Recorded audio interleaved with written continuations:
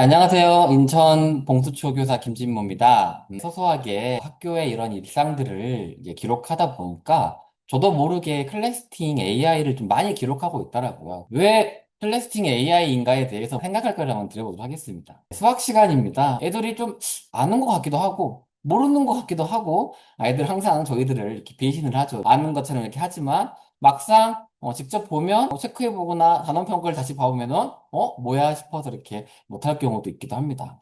그래서 어쩔 수 없이 어떻게 하죠? 선생님이 직접 확인해 봐야겠다 싶어가지고 처음에는 뭐 친구들끼리 채점해 봐라 이런 것도 해보는데 결국은 이제 좀 부족한 점이 느껴져서 선생님이 어쩔 수 없이 앞으로 들고 나와라 이렇게 하고 되어 있습니다.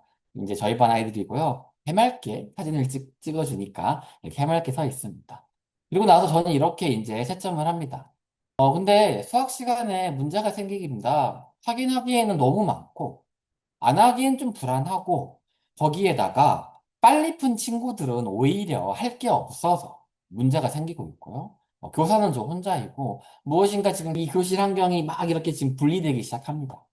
바로 저희가 지금 학교에서 많이 가지고 있는 이런 수학 모습이죠. 글쓰기, 일기 검사도 좀 문제가 생깁니다. 예전부터 일기 검사를 하다가 어느 순간부터 일기 검사를 제대로 하지 못하고 있었는데, 어느 순간에 일기장 이렇게 제 앞에 이렇게 쌓이더라고요. 일기 검사 이렇게 피드백을 써주는데, 그 써주는 거 하다가 하루가 후딱 지나가 버리고, 하루 이틀 밀리다 보면 일기가 밀리고 밀리고 쌓여가지고, 오히려 이런 문제가 생겼습니다. 그래서 뭐 학생들이 오늘 뭐 5명만 가지고 와서 일기를 이렇게 월화수목 내보기도 하는데, 일기뿐만 아니라 글쓰기 저희가 학생들이 글쓰기를 줬을 때, 언제 그 글쓰기 피드백을 해줄지 한두 명도 아니고, 또 피드백을 당연히 저희가 교사니까 어떤 점이 부족한 점이나 좀 더 좋은 점에 대해서 학생들보다 다른 관점에서 살펴봐주고 이야기해 줄 수 있긴 하는데, 그래도 어떤 점으로 피드백을 해주면 좋을지, 또한 이 글쓰기 피드백은 바로바로 제가 피드백을 줘야지 학생들도 방금 썼던 그런 느낌을 알기 때문에 바로 수정해서 학생들에게 도움이 될 수 있는데, 이 피드백을 한다고 하루 이틀 가지고 있다거나 아니면 몇 시간 있다가 돌려주면 아이들에게도 문제가 생깁니다. 결국 이렇게 한 번에 뭐 소규모 학교들도 있겠지만 평균적인 뭐 25명에서 30명의 이런 글을 피드백하는 게 교사로서 한계를 느꼈고, 그래서 클래스팅 AI를 도입을 했습니다. 교사가 AI의 역할을 좀 더 좀 위임을 해서 피드백 조력자로서 전환을 하려고 시도해 보았습니다. 또한 이 맞춤형 학습, 수학 학습을 위해 고민을 해보았습니다. 사실 저희가 맞춤형 학습을 해서 이제 느린 학습자를 고려하긴 하지만 실질적으로 느린 학습자를 고려하느라 오히려 교실에 있는 수많은 빠른 학습자와 보통 학습자들을 오히려 챙기지 못한 일이 생겨서 클래스팅 AI에 대해서 시도를 해보았습니다. 클래스팅 AI에 들어오시면 이런 식으로 이렇게 문제를 이렇게 제시할 수도 있고요. 그다음에 수업 이해도 같은 경우도 이런 식으로 파악할 수 있어가지고 금방 효과가 있었습니다. 루틴이 있는 AI 코스예요. 그러니까 그냥 갑자기 이렇게 하는 게 아니라 기본적인 과정이 있어서 저도 이제 일반적인 과정 속에서 루틴이 있도록 사용할 수 있는 그런 코스예요. 그리고 클래스팅 AI를 통해서 학습적인 면, 생활적인 면도 모두 장착할 수 있고, 그리고 학생들도 스스로 써보고, 스스로 돌아보고, 그걸 함께 나눌 수 있는 그런 루틴을 작성하기 위해 노력해 보았습니다. 먼저 아침 글쓰기 루틴입니다. 아침마다 이렇게 글쓰기 활동을 줍니다. 클래스팅 AI에서도 젤로에게 글쓰기 활동에 대해서 이렇게 질문을 던져주면 젤로가 어떤 거에 대해서 생각할 거리를 줍니다. 그리고 나서 학생들에게 이렇게 간단하게 이 읽고 나선 기본 독후 활동을 작성하게 했습니다. 여기까지가 기존에 제가 했던 원책 읽기, 온라인 원책 읽기고요. 생각보다 꾸준히 해서 쌓이고 쌓여가지고 아이들이 생각보다 많이 이제 익숙해지고 있었습니다. 근데 문득 여기서 이제 문제가 생겼습니다. 혼자의 고민이었습니다.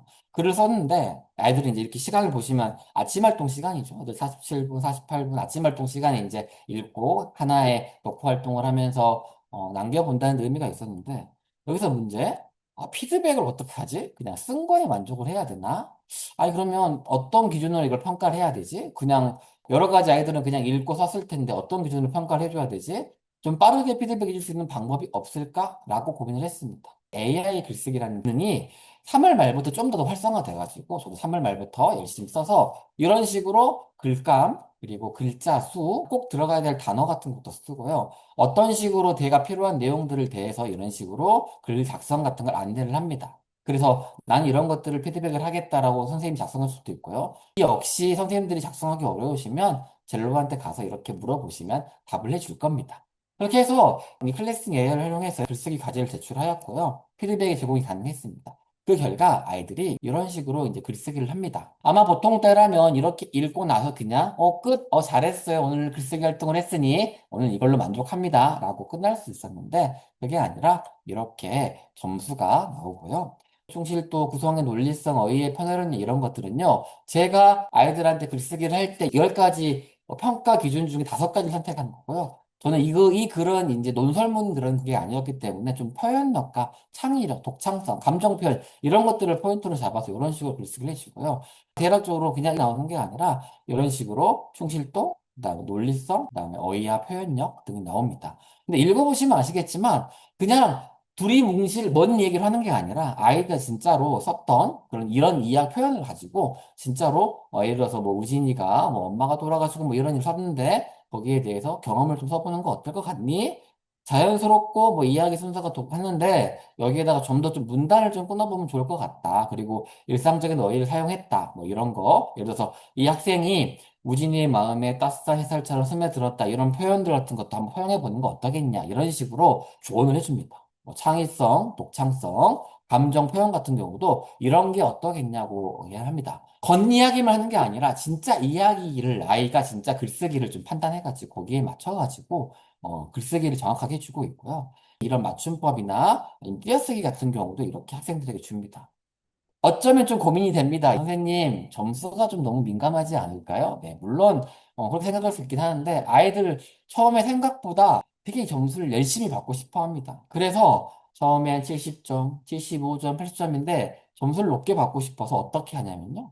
여기 있는 것들을 다 읽습니다. 보통 안 읽거든요, 애들이. 총실도 논리생 나와 있으면 점수에 맞춰가지고 그냥 썼으니까 끝나는데 거기서 멈추지 않고요.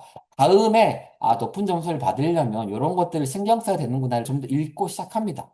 처음에 읽었을 때 반에서 80점 이상이 거의 한두 명도 없었는데 요즘은 아이들이 저희 반 아이들은 90점 이상도 한 절반 가까이 나올 만큼 아이들이 글쓰기를 잘하고 있습니다. 수학 시간입니다. 말씀드렸던 것처럼 수학 시간에 생각보다 발생하는 차이가 큽니다. 잘하는 학생들과 못하는 학생들 좀 시간적인 차이가 좀 큽니다. 줄을 서가지고 하면은 한 명당 채점을 제가 이렇게 해주면 한 명당 30초만 잡아도 30명이면 대체 900초, 900초면 시간이 너무 많이 딜레이 되기 시작하죠. 거기에다가 처음 이제 느린 학생들도 있기 때문에 좀 고민이 되기 시작합니다.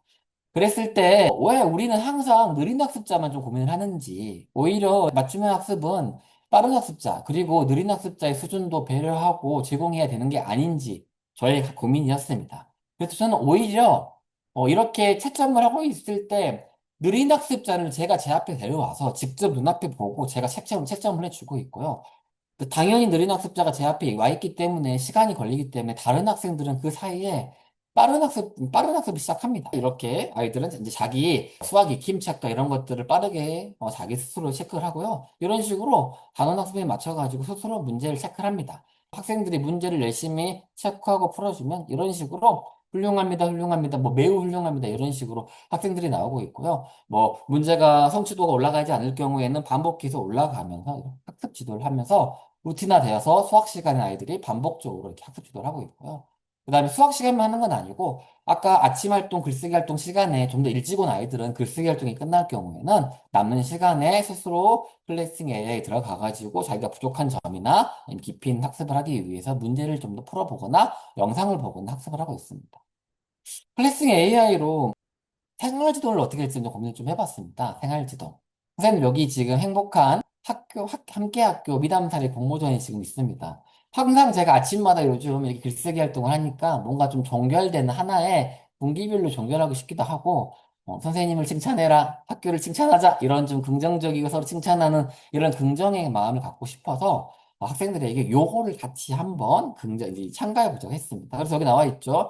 그냥 근데 얘들아 이게 이제 처음에 써보라 그러는 애들이 어렵다고 저한테 선생님 이거 미리 써볼 수 있는 좀 연습을 할 수 있도록 도와달라 그러더라고요. 그래서 제가 이렇게 선생님을 자랑합니다. 이런 식으로 해서 어떤 것들을 쓰면 좋을지에 대해서 제시를 해 주었고요. 아이들이 이렇게 이걸 바탕으로 글쓰기를 한번 해보고요. 선생님을 자랑하는 게 조금 부끄럽거나 아니면 자기는 선생님보다 학교를 자랑하고 싶은 친구들을 위해서 이런 식으로 우리 학교를 자랑할 수 있는 것들도 클래스에 되게 좋았습니다. 그럼 이렇게 아이들은 이렇게 글쓰기를 한다거나 아니면 이런 식으로 글쓰기를 하면은요 클래스 등에 올려주면 점수를 올려주고 있고요. 그다음에 하준 학생에게 김지모 선생님에 대해서 했는데 뭐 예를 들어서 브이로그 같은 경우를 했을 때 자신의 경험 같은 게 좀 더 좋다 이런 것도 있고요. 친구는 그래서 하지만 이런 것들 쓰면 좀 더 매끄러울 수 있으니까 하지만이나 그런 데 같은 거 연결을 한번 써보는 것도 좋을 것 같고요.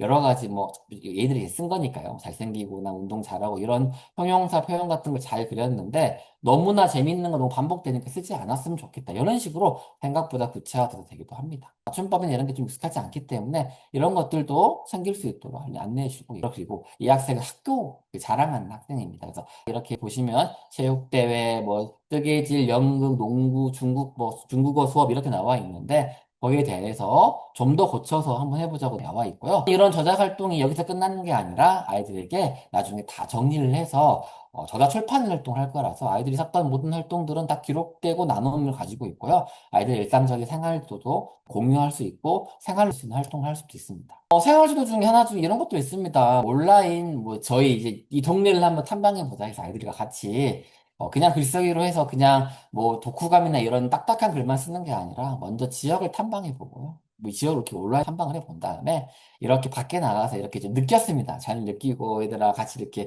책도 보고 이렇게 느낀 다음에 여기서 이제 아이들이 책을 읽고 여기서 끝나는 게 아니라 갔다 와서 그 느낌점 이런 공유할 수 있는 것들을 나누고 생각할 수 있도록 글쓰기를 또 공유하였고 이런 식으로 글쓰기를 하여서 아이들이 글을 쓴 겁니다. 우리 동네를 볼 때 평소 내가 왜 평소 빠르게 걷고 있었는지 의문이 들었다. 나도 지금은 느린 걸음을 또 세상을 살아봐도 되겠다. 뭐 이런 표현도 쓰고 또 어떤 글쓰기는 뭐 등하굣길 아침에 오는 길을 좀 더 여유롭게 살펴볼 수 있도록 감정을 살펴볼 수 있게 하기 위해서 학교에 올 때 미리 애들한테 오기 전에 등하굣길을 한번 살펴봐라고 이야기해 주면서 이 등하굣길에 대해서 살펴보고 거기에 대해서 이야기를 하는 그런 글입니다. 그래서 이 학생들 애정한다는 표현을 썼길래 좀 인상 깊었는데 애정한다.